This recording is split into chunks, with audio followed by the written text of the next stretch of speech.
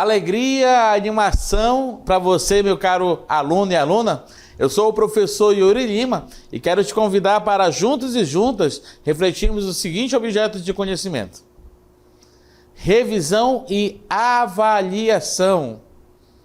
Então, revisar é uma oportunidade de revisitar certos conteúdos, certos conhecimentos que nós confrontamos, que nós tivemos contato ao longo desse tempo. Então, pega aí seu papel, sua caneta e vamos revisitar toda a nossa caminhada dessa unidade de hoje.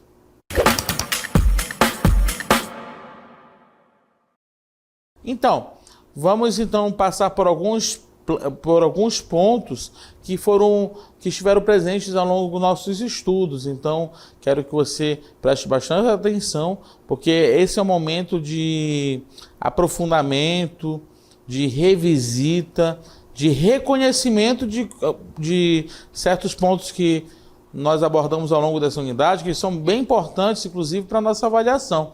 Então, vamos ao primeiro ponto de hoje. Lembra-te de filosofia de vida. A filosofia de vida é como uma bússola interna que cada pessoa ou grupo utiliza para guiar suas escolhas, atitudes e comportamentos. Ela é formada por um conjunto de crenças, valores e princípios que ajudam a dar sentido à existência e definir o que é importante. Por isso, algumas filosofias de vida estão ligadas às grandes religiões, com seus textos sagrados e tradições. Outras são seculares, ou seja, não se baseiam em divindades, mas em reflexões sobre a ética, a razão, a experiência humana. O importante é que elas influenciam como as pessoas se relacionam consigo mesmas, com os outros e com o universo. Pegando esse gancho das filosofias de vida, nós vamos agora dar um outro passo com o vídeo do padre Dr. Ricardo Castro, que vai falar sobre a relação entre religião, cidadania e direitos humanos.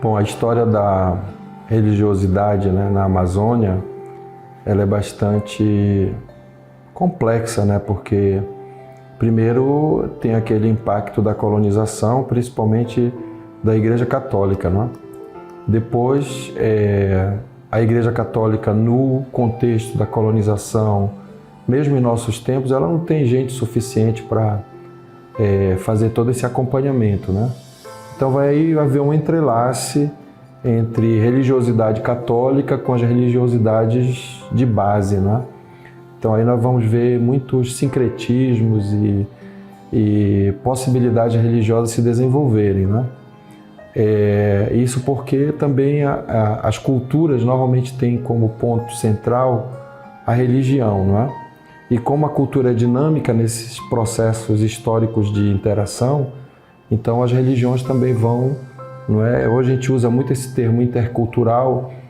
porque nos ajuda a entender que existe uma influência das religiosidades indígenas e afro, que são parte dessa história, com a religiosidade católica, E daí vão emergir uma série de possibilidades. Porém, no início do século XX, vai chegar aqui o pentecostalismo. E o pentecostalismo, principalmente das igrejas da Assembleia de Deus, vai fazer surgir, como a gente vê no Brasil inteiro, uma diversidade imensa de possibilidades de igrejas. Então, a gente pode dizer que a diversidade religiosa da Amazônia, dentro desse processo histórico, é fruto um pouco desse encontro entre catolicismo e expressões religiosas afro, indígena, que é processo de migrações, de interações, de hibridismos e interculturalidade. Agora, como é que isso contribui para a cidadania e para direitos humanos, Então, nós estamos aprendendo há pouco tempo, que nós precisamos conviver com diversidade. Diversidade é parte da nossa vivência social, O respeito pelas diversidades, fundamentada na liberdade, de expressão e de comprometimento com aquilo que eu acho que é fundamental para a minha vida, E a gente percebe que a religião ou mesmo a espiritualidade, né? Talvez é algo muito mais profundo e que precisa talvez fazer uma distinção e uma interação entre essas duas dimensões, religião e espiritualidade. Ela é fundamental para a minha existência humana, porque me ajuda a compreender valores, sentidos, significados e o encontro com aquilo que a gente pode chamar de transcendência, que dá um norte para a minha existência. Mas é claro que a religião hoje, ela sofre o impacto das mídias, o impacto do poder político, do poder econômico, não é? Então, de alguma forma, ter religião também é uma forma de se não somente de adquirir cidadania e de experimentar essa liberdade, mas também de tirar proveitos pessoais, não é? De alcançar um certo patamar de vida, né? Então, pertencer a uma igreja muitas vezes pode me trazer status e privilégios, não é? Então, eu acho que a gente precisa ainda estudar bastante essa questão do fenômeno no contexto atual, entre religião e política, não é? E é uma política que não está fundamentalmente, não é, relacionada a direitos humanos, mas muitas vezes uma autopromoção de quem exerce cargos políticos, né? E isso fundado a uma adesão religiosa, né? Então, eu acho que até o discurso de direitos humanos é um discurso bastante complicado no contexto atual. Mas eu acho que a religião é uma base para os direitos humanos. De fato, muito do que está nos direitos humanos estão nos princípios fundamentais da religião. Então, quem vive profundamente, autenticamente sua religião, certamente vai ter elementos fundamentais relacionados à cidadania e direitos humanos. Então, que bom então essas ponderações dadas pelo nosso querido doutor padre Ricardo Castro sobre a relação entre religião, cidadania e direitos humanos. Vamos agora abordar outros pontos que foram muito presentes ao longo da nossa unidade, né? O conceito de gnosticismo, que é um conjunto complexo de ideias filosóficas e religiosas que floresceram nos primeiros séculos da era cristã, mas também com raízes que podem remontar a pensamentos mais antigos, né? Desde os gregos. A palavra gnose vem do grego e significa conhecimento. Para os gnósticos, a salvação ou a libertação não viria primariamente pela fé ou pelas obras, mas por um conhecimento especial, intuitivo e revelado sobre a natureza divina, a origem do mundo e a verdadeira identidade do ser humano. Muitas correntes gnósticas viam o mundo material como uma criação inferior, ou até mesmo uma prisão para a centelha divina presente no ser humano. O objetivo seria então despertar essa centelha a partir do conhecimento, para retornar ao reino espiritual pleno.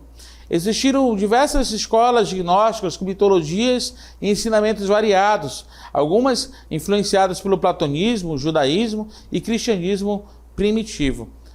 Aqui nós queremos também relembrar sobre as diversas filosofias de vida que estiveram presentes em nossas aulas, sobre o ateísmo, o gnosticismo e o agnosticismo. Então eu vou te apresentar rapidamente um quadro comparativo para você relembrar e aí de certa forma fazer a diferenciação entre essas filosofias de vida, né?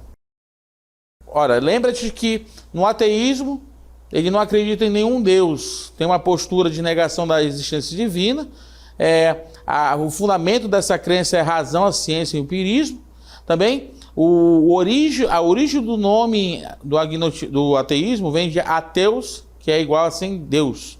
Temos na coluna do meio o agnosticismo, que ele não afirma nem nega a existência de Deus, tem uma atitude de suspensão do julgamento, e aí ele percebe os limites da razão e da ciência, e vem lá do grego, do agnóstico, que significa não conhecido. E temos também a coluna sobre o gnosticismo. Acredita em uma realidade divina oculta, busca o conhecimento espiritual oculto, também tem como fundamento as revelações espirituais e a sabedoria interior, e tem como etimologia o grego gnosis, que significa conhecimento. No outro quadro, nós vamos ver também a visão de mundo de cada realidade, os valores éticos, as relações com as religiões e exemplos práticos. No ateísmo, nós vamos ver a única realidade que é esse mundo, os valores éticos que são o humanismo, a justiça, a compaixão, a relação das religiões, que normalmente o ateísmo não segue outras religiões, e o ateísmo sempre vai afirmar que não crê porque não há provas. No agnosticismo, nós vamos ver uma visão de mundo real, mais além, é incerto, os valores éticos, que é baseado na dúvida e na tolerância, a relação com as religiões que pode se identificar com alguma tradição, e tem o exemplo prático, não sei, prefiro não afirmar. E no gnosticismo, nós temos a dimensão de uma visão do mundo que esse mundo material é uma prisão a ser transcendida. Os valores éticos são a libertação pela sabedoria interior. A relação com as religiões sempre vai estar ligada a alguma corrente esotérica, mística, e vai ter como exemplo prático a verdade está oculta e deve ser descoberta. Okay? Então, fizemos esse apanhado. Agora vamos para outros pontos que estiveram presentes nessa unidade que contemplamos. Vimos também a corrente do budismo, que é uma filosofia de vida e uma religião originada lá na Índia, 2.500 anos, foi atrás do ensinamento do Buda, que significa o iluminado. O cerne do budismo é a compreensão da natureza do sofrimento e o caminho para a sua cessação, levando ao estado de nirvana e a libertação do ciclo de renascimentos. Os ensinamentos fundamentais de Buda são 4 nobres verdades e o nobre caminho, Octubre.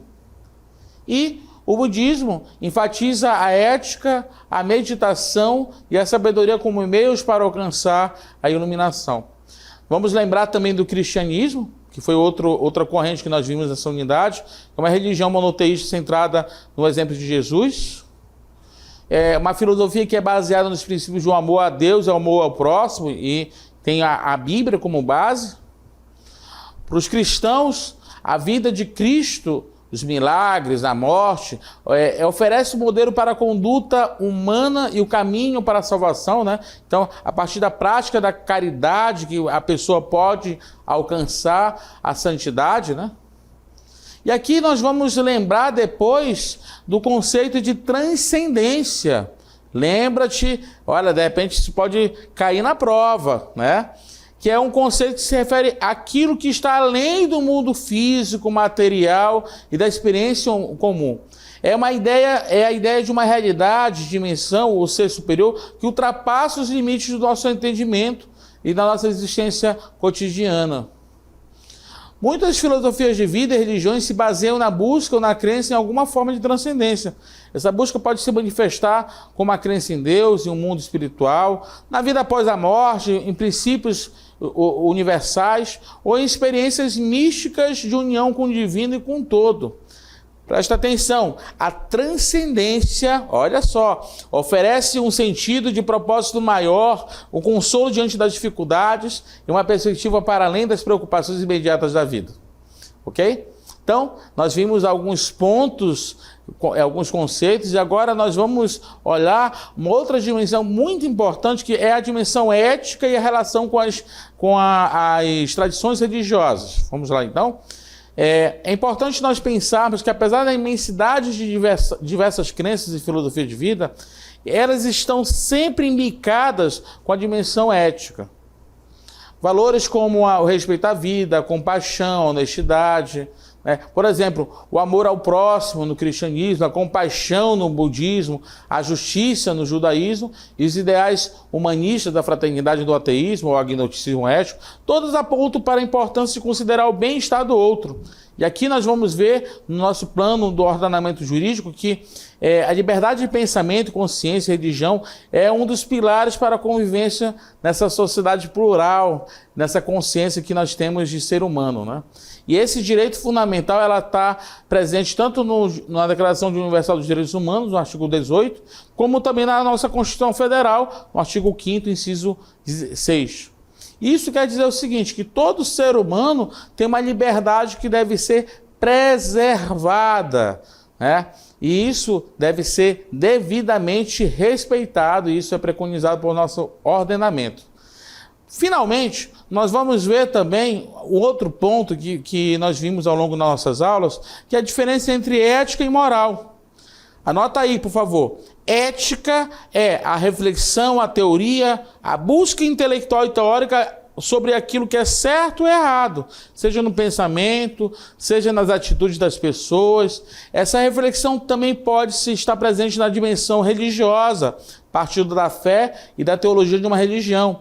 Por isso que nós podemos até dizer que ela vai formar uma ética religiosa. Por outro lado, acrescentando, nós temos a moral, que é esse conjunto de reflexões éticas na vida da pessoa, da sociedade, que na dimensão da fé vai se tornar uma moral religiosa. E aqui nós podemos fazer uma relação entre ética e religião. Para pensar, dentre tantas outras funções, as tradições religiosas têm incumbência de transmitir valores e normas morais aos seus adeptos. A ética e a moral são também esses elementos que ajudam a constituir e definir essa religião, qualquer tradição religiosa. E também a moral religiosa está sempre presente no conjunto doutrinário de uma religião. E aqui eu vou convidar nossos amiguinhos aqui, as escrituras sagradas, que simbolizam essa relação entre ética e religião. Exemplo, nos códigos morais religiosos temos os 10 mandamentos, a lei mosaica no judaísmo, temos o Sermão da Montanha no cristianismo, temos o Código de Hammurabi desde a Babilônia antiga, temos o Nobre Caminho Outubro do budismo, tem a Hansa da não violência do hinduísmo e do jainismo, temos o Kitab Aqdah, que é da fé Bahá'í, Mas as escrituras sagradas, como estão aqui nesse momento, elas sempre carregaram essa dimensão ética, moral, no âmago da sua cultura, no âmago da sua doutrina. Que bom! Então, um exemplo claro aqui. Então, olha só que bonito. E mais ainda, cada escritura, por exemplo, a Bíblia, elas são também registros de como a tradição religiosa vão lidar com os diversos campos da vida. Desde os valores, desde o que é certo e errado, até momentos, até posicionamentos políticos que a vida possa, de repente, provocar aquela tradição religiosa. Ok? Então, finalizando a nossa aula de hoje, eu quero te convidar só para lembrar a relação entre religião e ética. Nem sempre a moral religiosa está contida em um único escrito ou livro sagrado. As religiões estão repletas de leis, mandamentos, normas, regras que orientam a vida dos adeptos em vários momentos. Nas religiões de tradição oral, as normas éticas e morais são transmitidas por meio da oralidade, ou seja, por meio da memória ancestral e da fala. De uma forma ou de outra, a religião cumpre a missão de ajudar na formação do senso moral das pessoas. Então, fizemos esse passo até aqui, vimos tantas coisas nessa revisão, filosofias de vida, a dimensão ética moral, vimos também a dimensão das tradições religiosas que tem algo a falar a partir dos seus valores e dizemos juntos e juntas que tudo isso nos compromete como pessoas que devem respeitar, acima de tudo, a diversidade religiosa. O outro que de repente pode confessar ou não uma religião e que deve ser devidamente respeitado e acolhido na sua visão de vida. E é isso. Fenômeno religioso também é um espaço de tolerância e de diálogo. Meu caro aluno, chegamos até aqui com muita calma, com muita alegria e queremos te convidar para dar mais um passo nos próximos capítulos dessa grande história que é da ciência e da religião em nossas vidas.